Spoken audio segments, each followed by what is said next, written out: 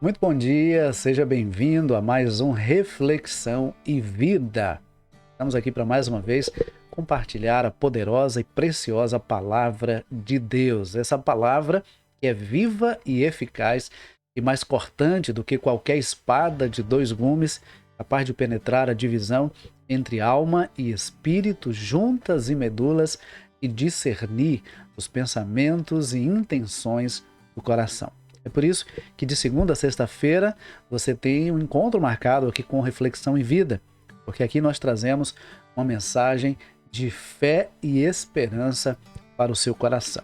Se você está aqui hoje pela primeira vez ou ainda não se inscreveu, eu lhe convido a se inscrever aqui no nosso canal e a ativar aí o sininho das notificações para que você seja notificado sempre que houver um conteúdo novo. Então, clique aí para se inscrever, ativa o sininho das notificações para que você seja notificado sempre que houver um novo conteúdo aqui no nosso canal, tá bom? Deixe também o seu like, clique aí no like, é muito importante porque você está nos ajudando a entender que esse conteúdo abençoou a sua vida. Então, se esse conteúdo tem abençoado a sua vida, já clica aí no like, clica aí no gostei, para a glória de Deus, e compartilha também esse link aí nas suas redes sociais, com o maior número de pessoas que você puder. Compartilha aí no status do seu WhatsApp, compartilha nos grupos que você participa, e pelo menos para uns 5 a 10 contatos aí também no privado, convidando outras pessoas a ouvir a palavra do Senhor nessa manhã. Quando nós começamos o dia já buscando a palavra de Deus, nós somos fortalecidos, somos direcionados por uma palavra de sabedoria, e o nosso dia é muito melhor quando nós buscamos a Deus logo no início, tá bom? Vamos para a nossa reflexão de hoje. Eu quero te convidar a ler comigo Marcos capítulo 2, versículos 18 a 28. Marcos capítulo de número 2, versículos 18 a 28, que nos diz assim: Os discípulos de João e os fariseus estavam jejuando e foram perguntar-lhe: Por que os discípulos de João e os dos fariseus jejuam, mas os teus discípulos não? Jesus lhes respondeu: Acaso os convidados para o casamento podem jejuar enquanto o noivo está com eles? Enquanto o noivo está com eles, não podem jejuar. Mas chegarão os dias em que o noivo lhes será tirado. Naqueles dias jejuarão. Ninguém costura remendo de pano novo em roupa velha, porque o remendo novo se desprenderá da roupa velha e o rasgo será ainda maior. E ninguém põe vinho novo em recipiente de couro velho, porque o vinho novo romperá o recipiente de couro e se perderão tanto o vinho quanto o recipiente de couro. Mas põe-se vinho novo em recipiente de couro novo. E aconteceu que Jesus passava pelos campos de cereais em dia de sábado, e enquanto caminhavam, seus discípulos começaram a colher espigas. E os fariseus lhe perguntaram: Por que eles estão fazendo o que não é permitido no sábado? Ele lhes respondeu: Acaso nunca lestes o que Davi fez quando ele e seus companheiros estavam em necessidade e com fome? Como ele entrou na casa de Deus no tempo do sumo sacerdote Abiatar e comeu dos pães consagrados, dos quais apenas os sacerdotes tinham permissão para comer, e deu também aos companheiros? E prosseguiu: O sábado foi feito por causa do homem, e não o homem por causa do sábado. De modo que o Filho do Homem é Senhor até mesmo do sábado. Eu quero nessa manhã refletir com você sobre o novo de Deus para a sua vida. Deus tem algo novo preparado e acessível a você. E veja, nesses 2 episódios que nós acabamos de ler, o assunto é o mesmo. Jesus está diante de religiosos que questionavam as suas ações. Jesus estava diante de religiosos que questionavam suas atitudes e questionavam por que ele agia da forma como ele agia. No primeiro momento, Jesus é questionado por que os discípulos dele não jejuavam. No segundo momento, ele é questionado por que os discípulos dele estavam comendo num dia de sábado, colhendo espigas e comendo naquele dia, colhendo espigas num dia que era para ser um dia de descanso. E Jesus percebe, conhecendo o coração humano, que aqueles homens, aqueles religiosos, eles estavam muito mais preocupados em seguir rituais, em cumprir rituais, do que realmente em ter um compromisso com Deus. E sabe, queridos, às vezes a religião realmente ela impõe alguns fardos sobre nós. É por isso que quando Jesus vem, ele não vem para estabelecer ou para trazer uma nova religião. Quando Jesus vem a esse mundo, ele vem para estabelecer um novo estilo de vida. Ele vem para trazer uma nova perspectiva do que é realmente fazer a vontade de Deus. Nicodemos era um homem religioso. E certa vez, Nicodemos foi até Jesus de noite, porque ele não queria ser visto. E ele se aproxima de Jesus, começa a elogiar a Jesus, dizendo, olha, ninguém pode fazer o que tu fazes se Deus não estiver com ele e tal. E Jesus vai direto ao ponto. Jesus diz a Nicodemos o seguinte, se você não nascer de novo, você não pode ver o reino dos céus. E eu imagino que aquela afirmação gerou uma interrogação muito grande na cabeça de Nicodemos. Porque Nicodemos era um homem religioso, um homem já conhecedor das Escrituras. Quando Jesus disse para ele, olha, se você não nascer de novo, você não pode ver o reino dos céus, ele pergunta assim para Jesus, mas como pode um homem já velho nascer de novo? Porventura pode entrar novamente no ventre da sua mãe e nascer de novo? E Jesus disse, olha, eu estou falando de coisas espirituais, se eu estou falando de coisas espirituais e você não entende, né? Você é um conhecedor das Escrituras. Eu imagino que, na verdade, Nicodemos sabia o que Jesus estava dizendo. E o que Nicodemos, na verdade, questiona é como é que pode alguém que há tanto tempo vive uma certa religiosidade deixar essa religiosidade para viver algo diferente. E aí Jesus disse para ele o seguinte, olha, é necessário nascer de novo, nascer da água e do Espírito. Jesus estava dizendo, não era sobre mudança de religião, era sobre mudança de vida, era sobre mudança de perspectiva, era sobre mudança de entendimento do que é realmente fazer a vontade de Deus. Veja, há pessoas que se dispõem tranquilamente a seguir determinados rituais, a fazer alguns sacrifícios em nome da fé, mas não estão muitas vezes dispostos a abrir mão de alguns gostos, de algumas preferências, de algumas atitudes, de alguns hábitos que não glorificam a Deus. Há pessoas que estão até dispostas a se sacrificar em algumas áreas para supostamente agradar a Deus, mas não estão dispostas a abrir mão daquilo que realmente desagrada a Deus. Então são pessoas que, na verdade, são apenas religiosas. E o religioso ele pode até morrer em nome da fé, pode até matar em nome da fé. O religioso ele pode fazer coisas extremas em nome da fé. Então não se trata de ser meramente religioso. A questão é ter realmente um compromisso com Deus. É por isso que no primeiro texto, no primeiro episódio que nós lemos, Jesus ele usa a figura do remendo de pano novo numa roupa velha. Ninguém pega um remendo de pano novo para colocar numa roupa velha, porque aquele remendo de pano novo vai rebentar a roupa velha e aquele rasgo vai ficar ainda maior. O remendo de pano novo vai estragar a roupa velha, porque a roupa velha não suporta aquele remendo de pano novo. Da mesma forma, ele diz que ninguém pega vinho novo, um vinho que vai fermentar, e coloca num odre velho. O odre era um recipiente feito de couro. Então, se você pega um vinho novo e coloca num odre velho, no momento que aquele vinho começa a fermentar, aquele odre simplesmente explode.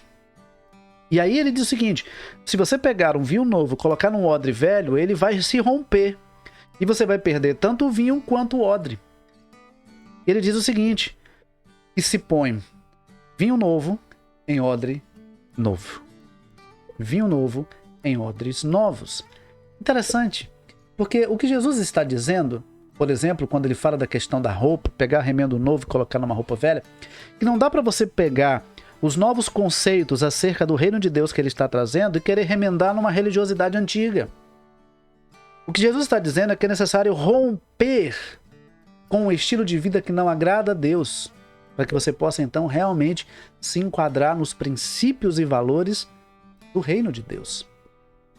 Por isso que Jesus diz que é necessário entender que não dá para juntar uma coisa nova com uma coisa velha, um remendo novo numa roupa velha, porque uma coisa vai estragar a outra. A roupa velha, a religiosidade, ela não consegue subsistir aos princípios e valores do reino de Deus. E aí ele diz que também não se pega vinho novo e põe em odres velhos. Ou seja, para que você experimente realmente o novo de Deus, é preciso que a sua vida seja nova. É preciso que a sua vida seja transformada. É preciso que a sua vida seja nova em Cristo Jesus. Por isso que o apóstolo Paulo, quando escreve aos Coríntios, segundo aos Coríntios 5,17, ele diz que aquele que está em Cristo é uma nova criatura. As coisas velhas se passaram, tudo se fez novo. Não é algumas coisas. Tudo se fez novo. Então a gente entende com isso que Jesus vem para mudar a nossa vida. Ele vem para mudar a nossa história. Ele vem para mudar o nosso coração. E é interessante o seguinte, que Jesus, ele muda primeiro o nosso coração. Deus, ele vê as intenções do nosso coração. Deus não se deixa levar pela aparência. Deus não se deixa levar por aquilo que nós fazemos e que às vezes até as pessoas ficam admiradas pela beleza daquilo que fazemos. Deus olha diretamente para o coração, ele vê as intenções, ele vê as motivações do coração. Então não adianta fazer algo bonito ou sacrificial se não for para a glória de Deus, se for para a promoção humana, se for para uma autopromoção, aquilo não faz sentido. Aquilo não faz sentido. Por isso que o nosso coração precisa ser transformado. Por isso que Jesus disse para Nicodemos que ele precisava nascer de novo. É de dentro para fora, não é de fora para dentro, é de dentro para fora. E aí, nos versículos 27 e 28, ele diz que Jesus é Senhor até mesmo do sábado. Não foi o homem que foi feito por causa do sábado, mas o sábado por causa do homem. Jesus está falando aqui do dia de descanso. O homem não foi criado depois do dia de descanso. Pelo contrário, primeiro foi criado o homem, depois o Senhor criou um dia para que o homem, Deus instituiu um dia para que para que o ser humano descansasse das suas atividades. E Jesus diz, olha, o Filho do Homem é Senhor até mesmo do sábado. Então o que é que nós aprendemos? Deus tem algo novo para nós. Deus tem algo novo disponível para nós. Mas para viver esse algo novo, nós precisamos ter a nossa vida transformada pelo Senhor. E para isso nós precisamos nos conhecer. Nós precisamos saber quem realmente nós somos. Veja, aqueles homens a quem Jesus se dirige, eles eram religiosos, mas eram pecadores. Porque todo ser humano é pecador. Todos pecaram e destituídos estão da glória de Deus. Em João capítulo 8, Jesus vai dizer que todo aquele que comete pecado é escravo do pecado. O apóstolo João vai dizer lá na sua carta que se dissermos que não temos pecado algum, enganamos a nós mesmos.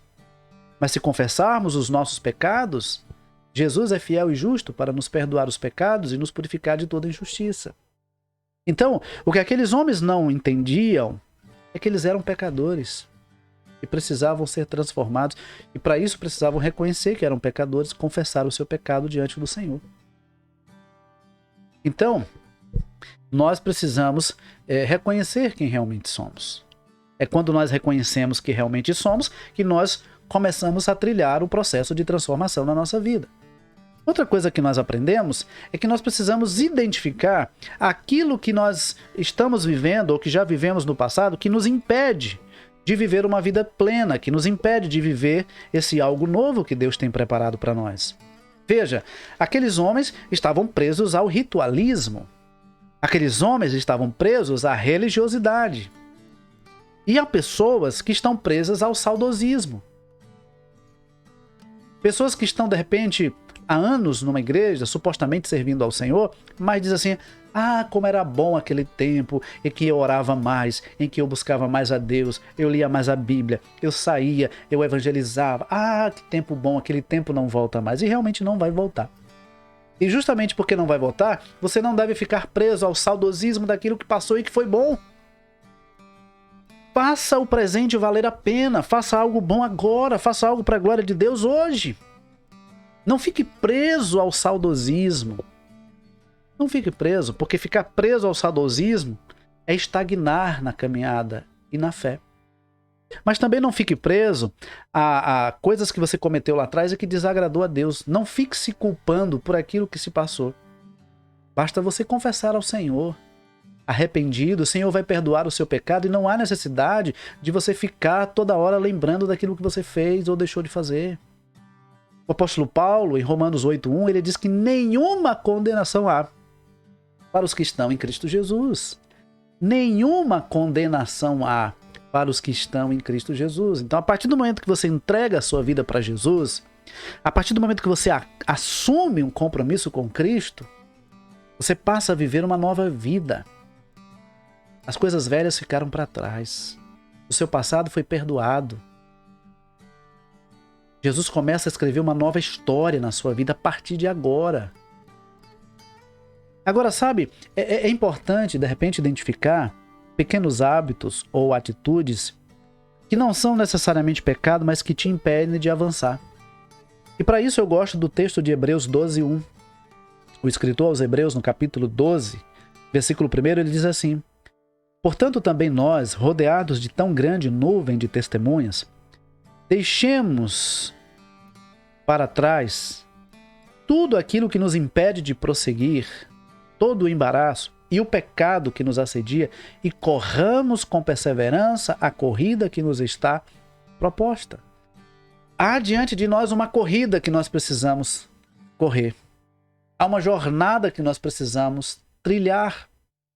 Mas às vezes são pequenos hábitos, pequenas atitudes, pequenas situações que nos impedem de avançar, nos impedem de passar para o próximo nível. São coisas que não são necessariamente pecado. Pode ser uma amizade, pode ser um hábito, pode ser um relacionamento, pode ser pequenas coisas. Alguém já disse que ninguém tropeça numa montanha. A gente tropeça em pequenas pedras, e são justamente as pequenas pedras que nos derrubam. Então, às vezes você olha para uma situação e diz assim, não, isso aqui não é pecado. Não é pecado, por exemplo, ser amigo de fulano de tal. Mas, de repente, essa amizade que você está tendo com aquela pessoa está minando a sua fé, está te impedindo de ler a Bíblia, está te impedindo de buscar mais a Deus e está te levando ainda para um caminho errado. De repente, é um jogo. De repente, é um aparelho de celular. De repente, você está ficando demais no celular, não está tendo tempo para ler a Bíblia, não está tendo tempo para orar, não está tendo tempo para falar de Jesus, porque você está escravo do celular. Ter um celular é pecado? Não, não é pecado ter um celular. Mas se tornar escravo dele é um embaraço que pode te levar a uma situação de pecado. Portanto, é preciso identificar aquilo que está nos impedindo, aquilo que está impedindo você de passar para o próximo nível. Nós não podemos estagnar, nós não podemos ficar parados na mesma fase. A vida é feita de fases, nós precisamos passar de fase. Na vida cristã, nós precisamos amadurecer, precisamos crescer na graça e no conhecimento de Deus. Agora, é importante que você esteja aberto para o novo de Deus. Porque para que você desfrute do novo de Deus, Deus vai precisar mexer em algumas áreas da sua vida. Talvez precisar mexer em algumas feridas. Talvez vai precisar mexer em algumas manias. Talvez vai precisar mexer em algumas coisas que você preferia deixar lá escondida. Mas Deus vai precisar mexer para que você possa realmente experimentar algo novo. E para que você experimente o novo de Deus, é preciso que você tenha Deus como Senhor da sua vida. Deus não pode ficar em segundo plano. Deus não pode ser algo secundário. Deus quer primazia na sua vida.